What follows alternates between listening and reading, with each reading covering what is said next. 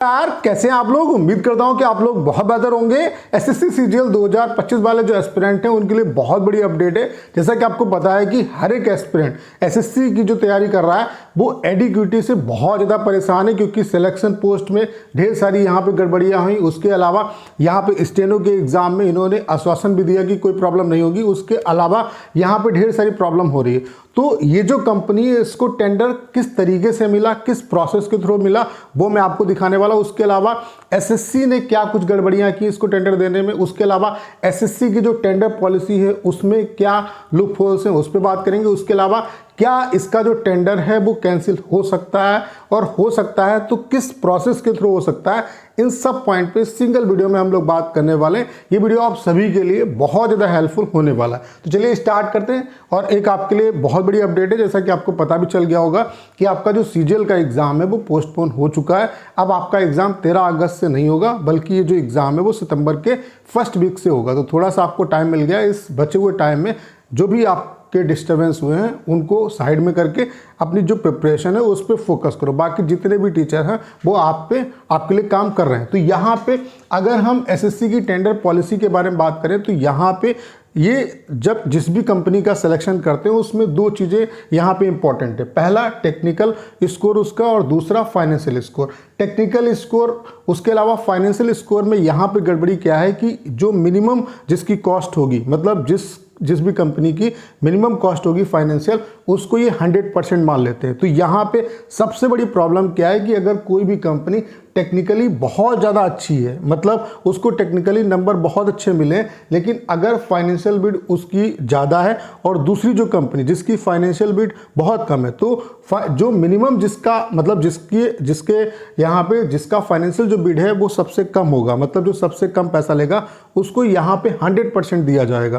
तो इस लिहाज से अगर मान लेते हैं किसी ने बहुत कम मतलब पैसे लेके एग्जाम कराने का यहाँ पे फाइनेंशियल बिड लगा दी, तो कहीं ना कहीं वो टेक्निकल अगर बहुत ज़्यादा साउंड नहीं है फिर भी उसका ओवरऑल जो स्कोर है वो इंक्रीज हो जाएगा और इसकी वजह से उसको टेंडर मिल जाएगा। तो यही यहाँ पे गड़बड़ी हुई है। यहाँ पे क्या है कि जो टेक्निकल स्कोर है इसका 65% प्लस फाइनेंशियल जो स्कोर है इसका 35% ओवरऑल निकाला जाता है। फिर जिस कंपनी का ओवरऑल ये जो स्कोर है वो ज़्यादा होगा उसको यहाँ पे टेंडर मिल जाता है। तो यहाँ पे सबसे बड़ी गड़बड़ी क्या है कि टेक्निकली कोई भी कंपनी कितनी भी साउंड हो उसको टेंडर नहीं मिलेगा अगर उसने फाइनेंशियल जो बिड है वो कम नहीं लगाई। तो यहाँ पे यही टीसीएस के साथ हुआ है।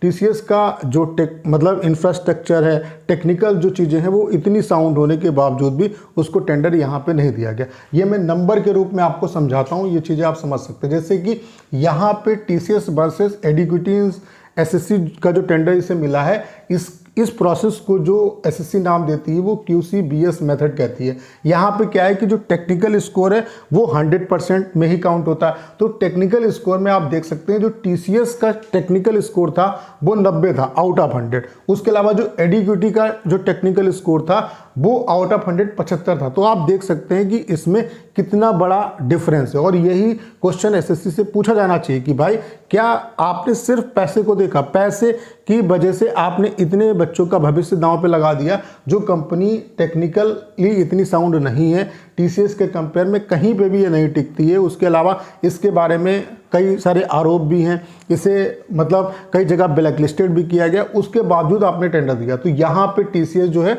वो टेक्निकल बिड में ये कंपनी उसको नहीं हरा पाई।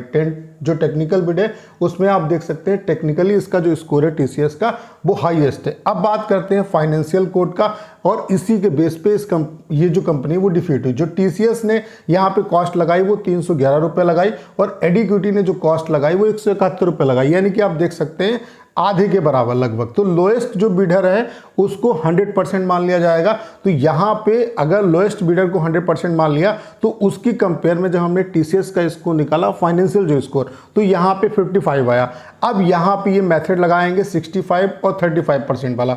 तो टीसीएस का जब हमने स्कोर निकाला टेक्निकल में 90 इसका स्कोर था, तो इसका 65% निकाल दिया, और जो फाइनेंशियल इसका स्कोर आया वो 55 आया, और इसका हमने 35% निकाल लिया। तो ओवरऑल इसका जो स्कोर आया टीसीएस का वो 77.75 आया। वहीं जब एडिक्विटी का हमने निकाला तो टेक्निकल में इसको स्कोर मिला था 75, इसका हमने 65 निकाला और यहाँ पे इसको 100% स्कोर मिल गया और यहीं पे गेम हो रहा है। इसका 35% निकाला तो इसका जो ओवरऑल स्कोर बन रहा है वो 83.75, तो यहाँ पे इस वजह से एडिक्विटी को यहाँ पे टेंडर मिल गया। तो एसएससी से ये क्वेश्चन पूछना चाहिए कि भाई सिर्फ पैसा ही आपके लिए सर्वोपरि है, जबकि एग्जाम में जो मेन चीज है वो टेक्निकल चीजें हैं। टेक्निकल अगर कोई भी कंपनी इतनी साउंड नहीं है, उसके सेंटर इतने अच्छे नहीं है, तो आप कैसे सिर्फ पैसे की वजह से उस कंपनी को टेंडर दे सकते हो। तो यहाँ पे इस कंपनी से क्या टेंडर हट सकता है और किस कंडीशन में हट सकता है।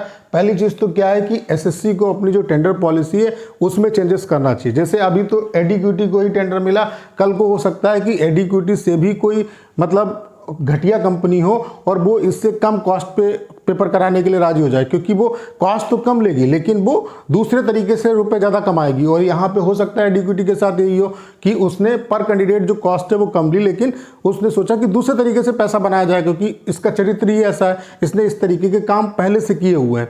तो यहाँ पे अगर एसएससी अपनी टेंडर पॉलिसी में चेंजेस नहीं करती है तो कल को इससे भी घटिया जो कंपनी है वो आ सकती है। तो इसके कुछ पैरामीटर होने चाहिए। तो एसएससी को अपनी जो टेंडर पॉलिसी है उसमें चेंजेस करने चाहिए।